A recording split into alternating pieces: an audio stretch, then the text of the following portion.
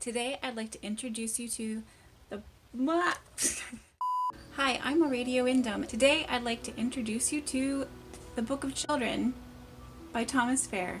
I intend this book to treat only of the things necessary, as to remove the sickness wherewith the tender babes are oftentimes afflicted, and desolate of remedy, for so much as many do suppose that there is no cure to be administered until them by reason of their weakness. While there have been significant advances in medicine and science in the past 475 years, many of the infant care issues modern parents deal with are the same that Tudor-era parents struggled with. Low milk supply, trouble getting baby to sleep, cradle cap, teething, colic, bedwetting, nightmares, ear infections, picky eaters. Now imagine if there were no expert guides on infant care in your country in your language. That was the case for 16th century parents until Phaer published his book and became the father of English pediatrics. This video is broken into two parts. The first will get into the historical setting of the book and about Thomas Phaer himself.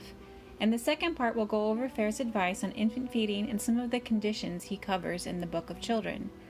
Please note that nothing in this video is intended to diagnose or treat any conditions. Please don't feed your wet nurse on ground up quartz or tie a branch of mistletoe gathered during the waning moon in March to your epileptic infant's neck.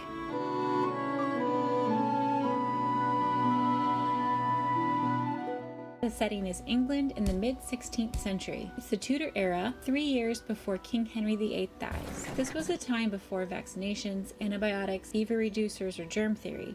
To survive disease or injury, the majority of people relied on folklore, herbology, and appeal to religious faith. While there were rudimentary surgeons, physicians, midwives, and even hospitals operated by religious orders, the most common person to handle medical issues in the home was the mistress, the wife or mother of the head of household. Physicians were an exclusive bunch employed only by the wealthiest people. They considered themselves a higher class than surgeons because physicians were university-educated professionals and surgeons were tradesmen. Both surgeons and physicians considered themselves a step above midwives, if not an entirely different category.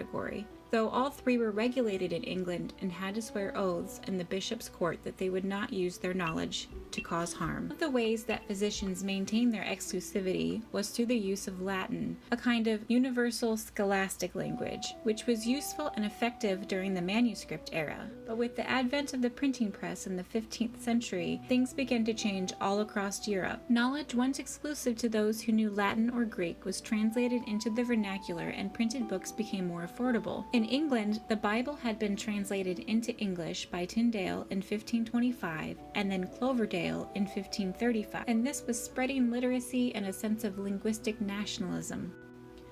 Thomas Phaer, the author of the Book of Children, felt especially strong about having medical books for English people in English. How long would they have the people ignorant? Why grudge they physic to come forth in English? But they have no man to know but only they.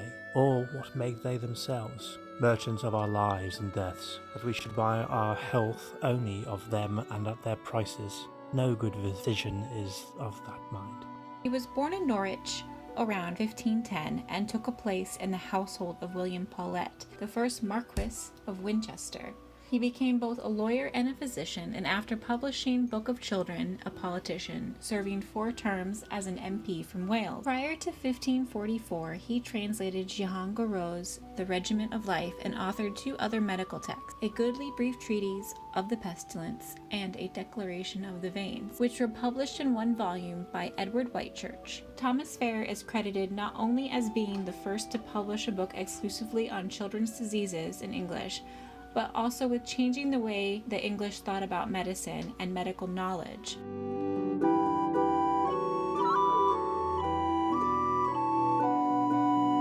To better understand the advice given by Phaer, it's important to understand the concept of the Humours. My guide to humoral medicine will be available in the link at the top of this video. In the Book of Children, Thomas Phaer starts by explaining that he's not going to get into things that are the office of the midwife. As of the generation, the being in the womb, the time of proceeding, the manner of the birth, the binding of the navel, setting of the members. Or to translate, gestation, fetal development, birth, postpartum recovery, and something we aren't familiar with today, setting of the members. which is the practice of binding the limbs of the newborn to ensure that they grow straight. He gives 2 reasons for omitting these subjects. The first is that it's a separate matter, and there were already books in English available. The Birth of Mankind had been translated into English by Richard Jonas in 1540, and curiously, given his belief that the wheel public have a right to learn about medicine, he seems ambivalent on letting the public learn about pregnancy and birth. For the reverence of the matter, not meet to be disclosed to every vile person. It may be a concern that common people who didn't have to swear oaths in the bishop's court would use knowledge of midwifery to either control their fertility or to cause harm to pregnant women. Wherefore, as it is agreeing to nature, so is it also necessary and calmly for the own mother to nurse their own child, which it may be done. It shall be most commendable and wholesome. If not, yet must be well advised and taking of a nurse, not of ill complexion and divorced manners, but such as she'll be sober, honest, and chaste, well formed, amiable, and cheerful, so that she may accustom the infant unto mirth, no drunkard, vicious, nor slutty-ish, as such corrupt the nature of the child. Phaer's first advice on infant care was that of proper feeding, and he is an advocate for maternal breastfeeding. Today the issue is breast milk versus formula. Back then, it was mother's milk or wet nurse's milk. There were no safe alternatives. And while parents stress about the ingredients in formula and bottles, back then, parents stressed about the character of the wet nurse just as much as her physical health. As lambs be nourished with the milk of goats, they shall have coarse wool like the hair of goats. And if kids in like manner suck upon sheep, the hair of them shall be soft like wool. You are or become what you eat. To avoid the risk of having the dubious mannerisms or morals of a lowly wet nurse imprinted upon a child, it was preferable for their own mother to breastfeed them. But while Phaer strongly encourages women to breastfeed their own babies, all of his following advice references wet nurses, which leads me to believe that either Phaer doubts literate English women will breastfeed their own babies, or that women who do breastfeed need no advice at all and so focuses on wet nurse selection. So what to look for in a wet nurse? Phaer's wet nurse qualifications. The last child was male and born no more than 2 months ago, not currently pregnant, nice skin and body, so no acne, no scars, disfigurements, or disabilities, sweet disposition, calm and honest. She's a bit of a prude and doesn't get drunk. That milk is good, that is white and sweet, and when ye drop it on your nail, and do move your finger, neither fleeteth abroad at every stirring, nor will hang fast upon your nail. When ye turn it downward, but that which is between both is best. This fingernail test was first recorded in the 1st century CE and continued to be used well until the 20th century. It needs to be not too thick and abundant, but not too thin and watery. And it shouldn't be black, blue, red, or yellow, as these are all evil colors of milk. And it shouldn't taste bitter, salty, or sour. Today, many parents struggle with low milk supply. In the Tudor era, as it still is in many parts of the world today, it was a matter of life and death. Phaer provides 5 recipes for increasing milk supply, listed in order of costliness. Parsnip and fennel roots in chicken broth with a little fresh butter chaser, powdered earthworms drunk in cow tongue broth, some mint, cinnamon, and mace in the broth of an old cock, a rooster. And here's one for the crystal healers. Take some powdered quartz and mix it with much fennel seed and sugar and drink it in some warm wine. For the vegetarians or those who prefer a topical approach, he offers a plaster recipe. Try 1 to 2 handfuls fennel and horehound, a kind of mint, plus 4 drams of aniseed, a scruple of saffron powder, 3 ounces of sweet butter mixed with a little water, spread into a paste and applied directly on the nurse's boobs. Then he just goes ham and lists a bunch of random ingredients that are purported to increase milk supply. Dill, aniseed, fennel, quartz, horehound, fresh cheese, honey, lettuce, beets, mints, carrots, parsnips, the nipples or udders of cows or sheep, goat's milk, blanched almonds, rice porridge, cow's tongue, dried and powdered, poached eggs, saffron, and roasted veal drippings, consumed as a beverage.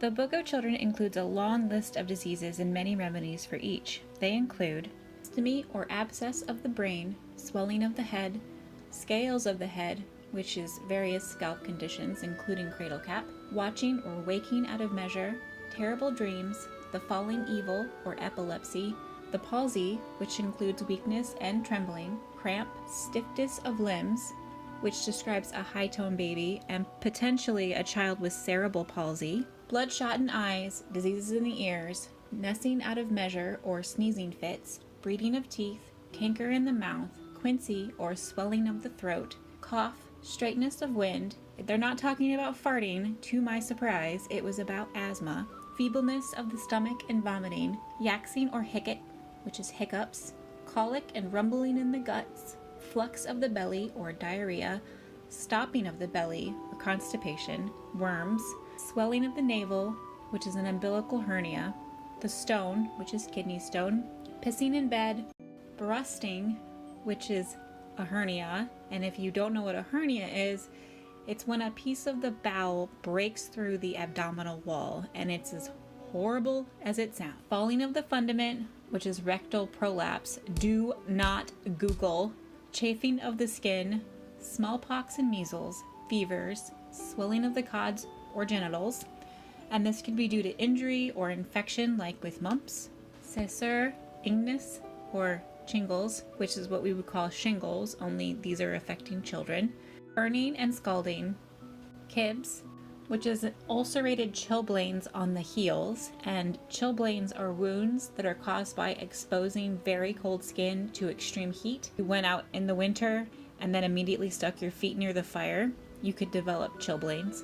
Consumption and leanness are listed together, and it doesn't seem that consumption is associated with the symptoms of tuberculosis. Phaer describes a general wasting condition without other symptoms. And finally, goggle eyes, which is most likely lazy eye.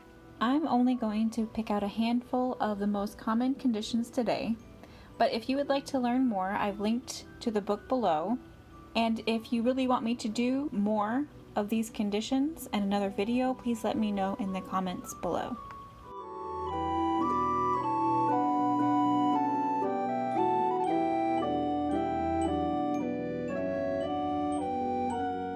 Sleep is the nourishment and food of a sucking child, and as much requisite as the very teat. Wherefore, when it is deprived of the natural rest, all the whole body falleth into distemper, crudity, and weakness. It proceedeth commonly by the corruption of the milk, or too much abundance, which overladeth the stomach, and for lack of good digestion, vapours and fumes arise into the head and infect the brain, by reason whereof the child cannot sleep, but turneth and vexeth it in itself by crying.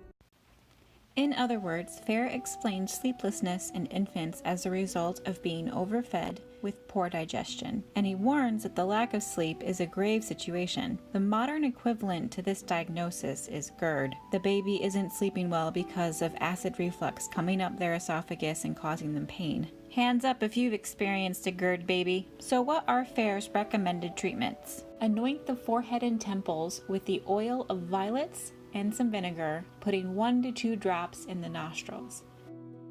Let the child lick the syrup of poppy, opium, and mix the seeds and heads of poppy with rose water mixed with breast milk, and make a plaster to lie on the baby's head.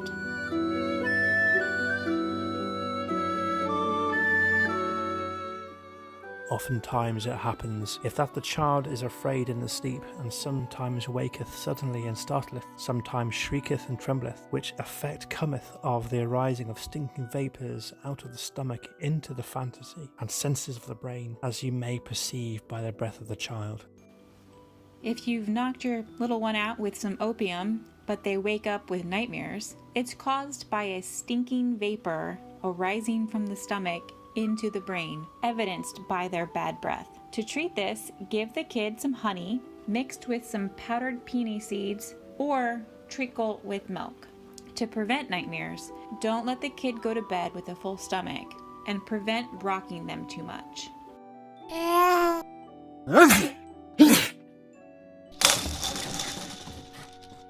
When a child knoweth out of measure, that is to say, with a long continuance, and thereby brain and virtues animal be enfeebled, it is good to stop it, to avoid a further inconvenience. To treat sneezing fits, Phaer provides a recipe for a plaster. You'll need the juice of purslane, sorrel, and or nightshade mixed with egg white, rose oil, breast milk, and a little vinegar. Apply this to the baby's forehead and temples.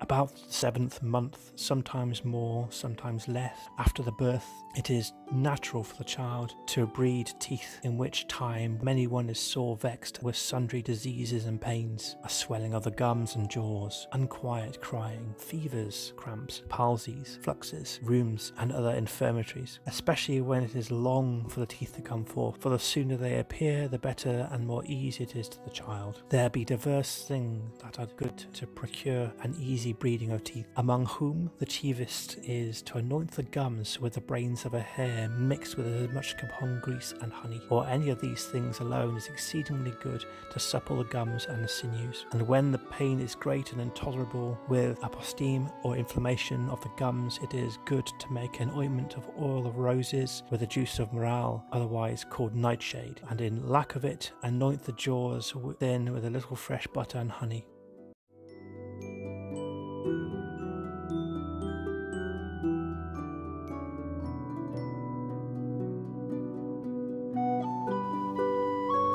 Phaer says that cradle cap is caused by sharp milk and will get better after weaning, or it may be caused by an evil complexion of humours, caused by eating raw fruit or other evil foods, or sitting too long in the sun, or many times, he says, by dropping raw meat on the baby's head.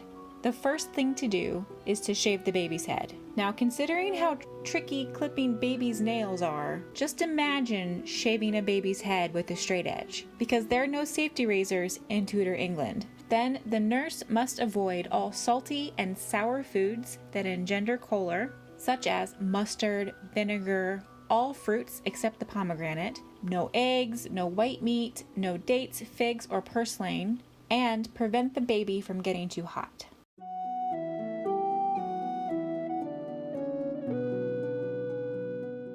Colic and rumbling in the guts. The cause is worms, or from getting cold, or from evil milk. The symptoms are crying and not peeing because the gas is oppressing the neck of the bladder. You'll be able to hear a rumbling sound in the baby's belly. The treatment: the nurse must avoid all gas-producing foods like beans, butter, peas, hard eggs, etc. Wash the baby with hot water containing cumin, dill, and fennel. Afterwards, make a plaster of oil and wax and put it on the belly while it's still hot.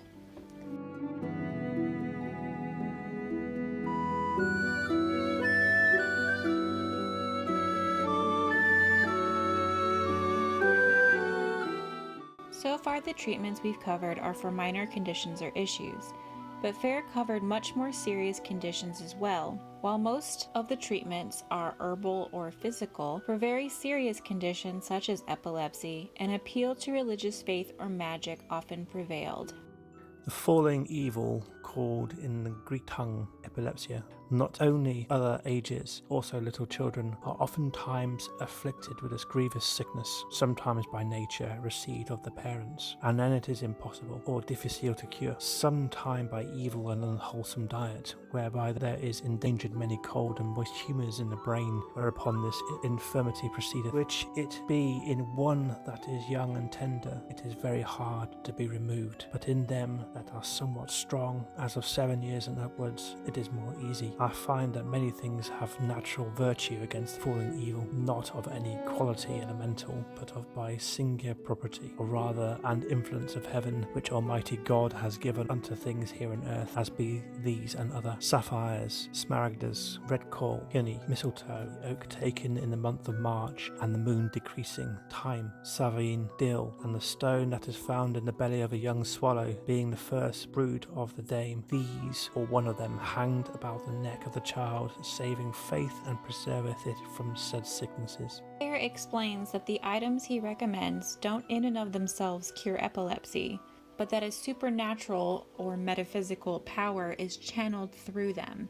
Notice that the first 3 are precious stones, not exactly an accessible treatment. One has to wonder if the cost of the treatment was so high that parents convinced themselves it must be working.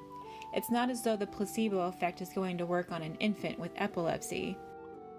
There is so much more I could cover from the Book of Children, and if you are interested in another video or a specific disease, please let me know in the comments below. If you enjoyed this kind of research, give me a thumbs up and subscribe. Thanks to my ongoing patrons and to William for lending me his voice, and thank you so much for watching, and I hope you enjoyed.